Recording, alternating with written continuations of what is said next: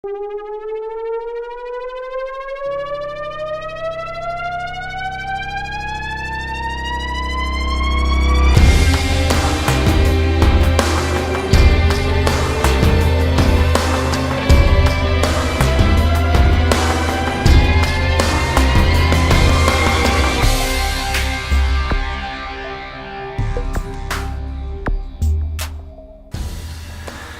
when I turned 16, I got a car, which is awesome. And then I started driving my brother to school every morning. Now, the drives to school were probably some of the funnest times that I remember, and stories we share with people all the time.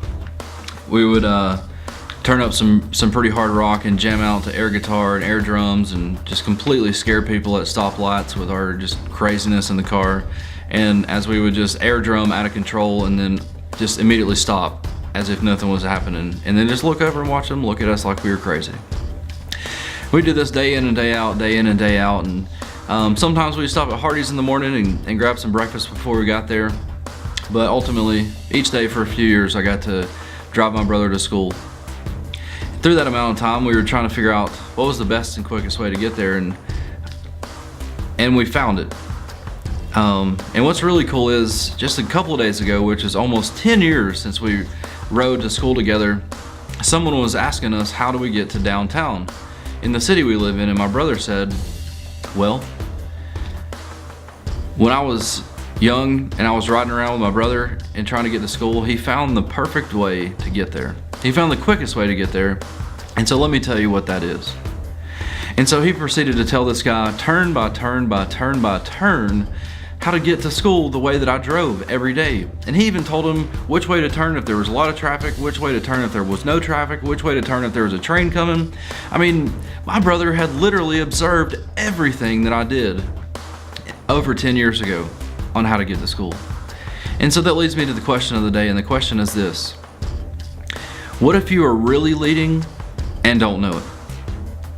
Because a lot of times we make decisions on this planet, we make decisions in our lives, in our daily lives, and we have no regard whatsoever about who might be watching us make those decisions.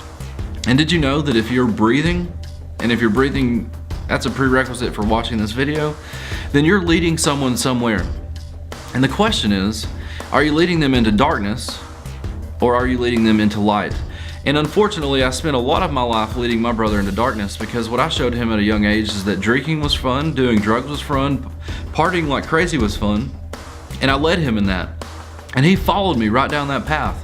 And at one point, he decided that he wanted to be the best partier there was, and even better than me. And it destroyed his life for a really long time. But what's really cool is in the same time, I found Jesus. And I started to fall away from drugs and walk towards Jesus into the light. And my brother followed me there. And so now, me and my younger brother, Paul, have started a ministry called Get High. And we've gone from getting high to getting high up on God's holy mountain. And so, I was really leading, and I didn't even know it. And let me read this verse to you. It says this. He says, this is in Luke chapter 6, verse 39 and 40.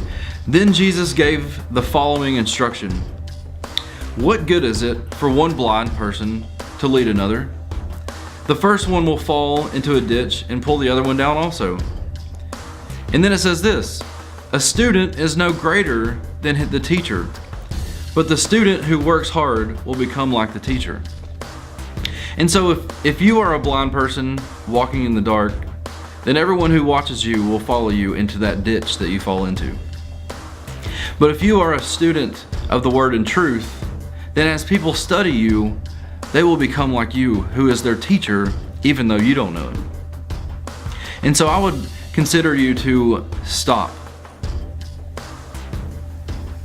and think, am I leading someone? Yes. Even better question, where am I leading someone? So I'll ask you again. What if you are really leading and don't even know it?